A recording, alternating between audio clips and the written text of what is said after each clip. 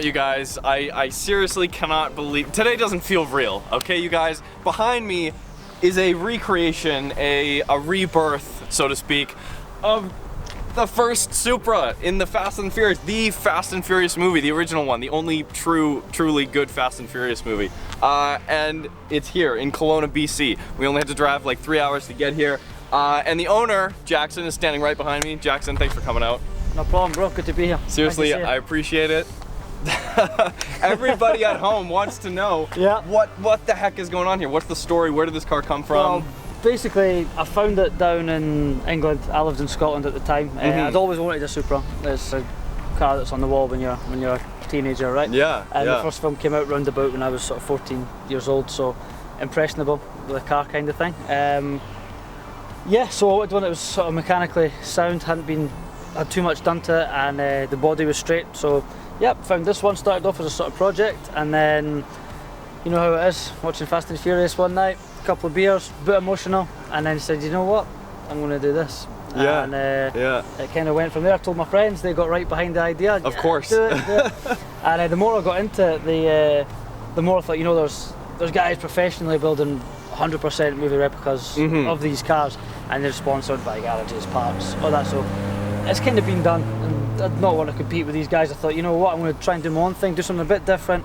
I've always thought, you know, that film was 2001, it's a long time ago now. If that film was to be made today, what would that car look like, the Supra that we all know and love? Yeah. So as I got into it, I wanted to keep the spirit of the film in it, colour, decals, all that kind of thing, but just tweak it slightly to kind of bring it up to date, as it were. Just new wheels, added the carbon fibre with the front splitter, the side skirts, and the spoiler, like on the original, is kind of the aluminium biplane, which is kind of dated now, but yeah, I just wanted to bring it up to just so everyone recognises the car, knows what it is, but just sort of fine tune it slightly, and 4 years later, here we are.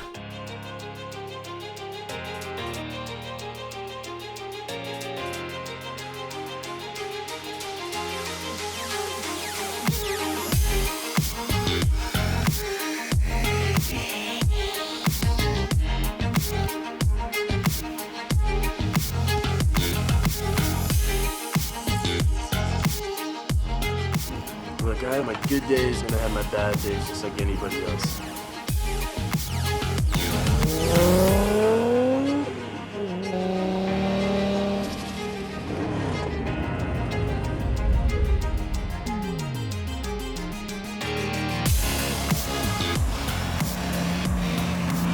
Alright you guys, so the mod list for Jackson's Supra is in the Fanmods app. As with previous videos, we have paired up with them and are bringing you a detailed profile of this build. The Fanmods app is a place where the automotive enthusiast community like yourselves can create your own profile, share photos, your mod list build, and battle other rides in the community for bragging rights. And not only that, but the points you win in the battle system can actually be used for discounts on real aftermarket parts. It's a really cool system. There's weekly prizes and giveaways and stuff. Definitely check it out. The link is in the description. My car's on there. A few other cars are on there as well.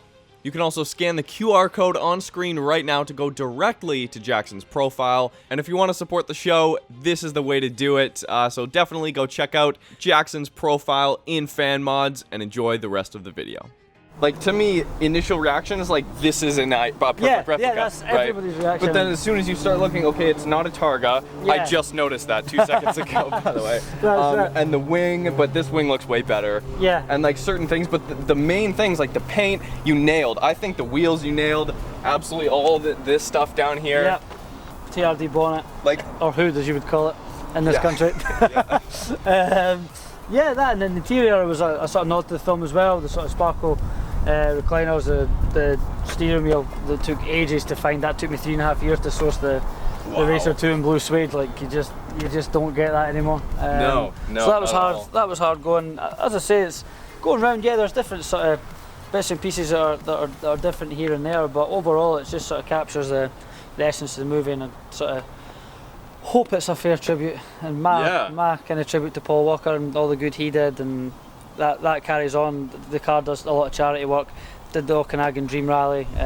Sorry we missed it. No, it's good. It was for a great cause. Got the kids out in the car and stuff, and raised a lot of money in the process, and just bits and pieces back home as well. So it's people recognise it, and it seems to still resonate with a lot of people, old and young. The movie, I guess, had that effect, and that's great to see. You get kids running up, smiling, liking the car, and then it's great when you pass guys that are like older than us, and they see the car and like, yeah. It's like, that's kind of cool as well. So it's kind of fun for all ages, right?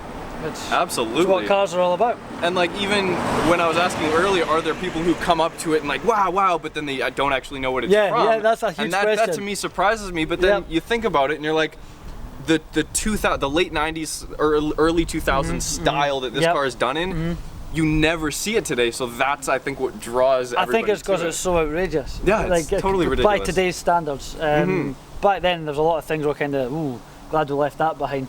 But there's a lot of the styling that's brought forward, especially for me, in Europe, it was completely different from you guys. Like, I've got magazines in the house, like tuning magazines from back in the day, and that were great, and you had the posters on the wall, and I want that car, all little European hatchbacks. And then you look now, I found, like, when I moved to Canada a few months back, I found these boxes full of these magazines. Like, great, oh, fuck.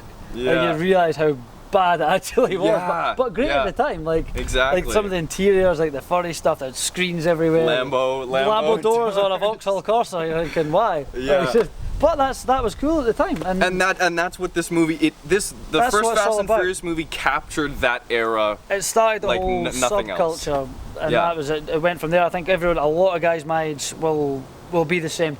Will tell you that. How did you get into cars, or especially sort of tuner cars? Yes, that's what you want to call them. Yeah. And that was it. It was the first movie. Did it for a lot of people.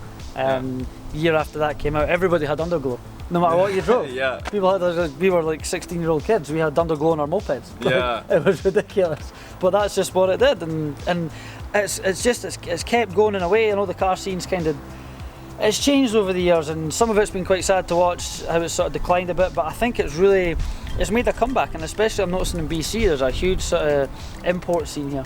Huge. JDM type scene. There's a lot of guys going around town, and young guys like.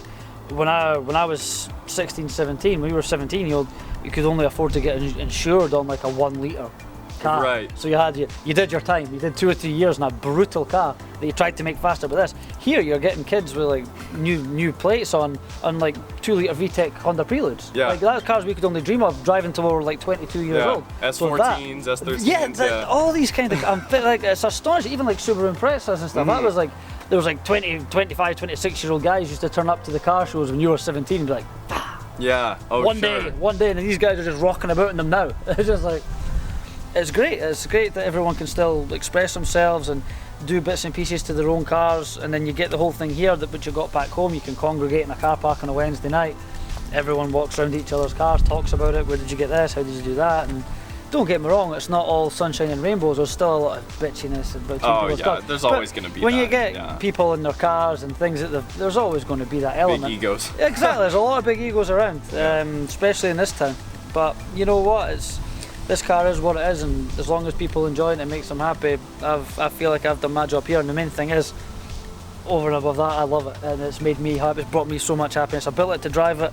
I've driven it since the day I bought it. That's what you're saying. It's got stone chips. It's got bits and pieces, the scuffs on the paint. It's by no means perfect, but I don't care. I'm not one of these guys that it doesn't turn up to a car show in a covered trailer, roll off, win a trophy for being the cleanest car there, roll back in a trailer and spend 6 months in a fucking garage. I've never been into that, and it is what it is, and I'll continue to drive it until I don't know when. Like I don't know what's going to happen. It's just.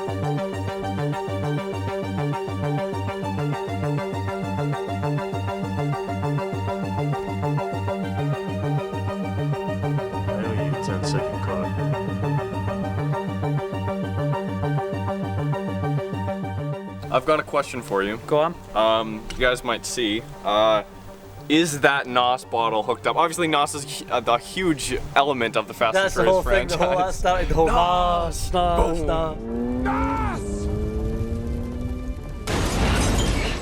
Nah, it's not actually connected just now. I had to disconnect it to put it in the C can. But it was? It was in the past, so it's got the line still there and whatnot, so it's a hookup job. But good thing being here that I know the car will definitely be off the road in September, right through till probably May.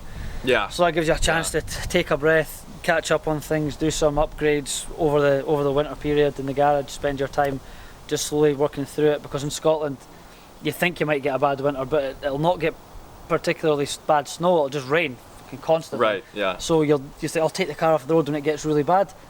It doesn't get really bad sometimes. Yeah, so then yeah. before you know it, it's April and you've not done anything that you plan to do, and then you've got rust underneath and stuff with the salt on the roads. But here I'm looking forward to just cancelling insurance, getting it again in the garage, and just There's two distinct chilling. seasons Yes, here. yes. There's a build season and there's a driving season. That is it, and which is pretty cool. I've thoroughly enjoyed drive season. Yes. It's been awesome, and that as well, like leaving your house in the morning when it's sunny and knowing it's going to be sunny all day. That's not a luxury we have in Scotland either. Right, yeah. So that's been great. That's been really good knowing you can take it places and actually plan to do things and not have to beat a storm back or whatever to try and get home before the roads get undrivable. So it's been a great summer, and having the car's been a wicked bonus. So yeah. And so you guys definitely look out in the future. We will be doing like a full in-depth driving video, and like we'll have a bunch of Fast and Furious. We'll make it really emotional, you know. we'll have a bunch of clips in there for you guys. Looking forward to it. I mean, like I said, I'm just as big of a fan, probably not as you, but like there's a huge community here. So once again, thanks Jackson. See you guys soon. All right, you guys, so I hope you enjoyed Jackson's Supra. That was a great day. As I said, the full feature, including a bunch of driving footage and stuff, will be coming in the future. The car was having some overheating problems on the day that were not foreseen, so that will be coming to get you guys hyped. But the surprise that we promised you, you guys know that we have a bunch of engine code jet tags on our store. Just for you guys, for watching this video, we are giving you guys 10% off the 2JZ GTE jet tags on our store, as well as all the other jet tags. So if you guys want to check them out, we've got RB26 right here. We've got my personal favorite, obviously, the 3S GTE jet tags. Put them on your keychain. They're really great to have. We've got a couple other engines as well. 4G63, we got an M3 engine up there. I believe SR20 DET. And if you guys have any requests of more engine codes that we should make into jet tags, definitely comment down below. I think we're going to make a 1JZ, like RB25, RB20, continue those lines going, but there's a bunch of other JDM ones and European ones and USDM ones that we can make, so comment below. But yes, for you guys, 10% off. The link is in the description if you guys want to check it out.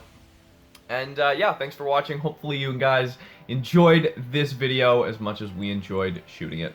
We'll see you next time. Oh, also, actually, before I forget, we will be in Atlanta, Georgia, mid-October.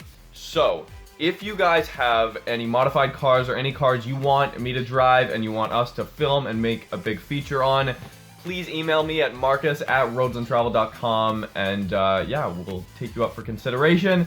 And yeah, we will see you down south mid-October. Thanks guys for watching. See you next time.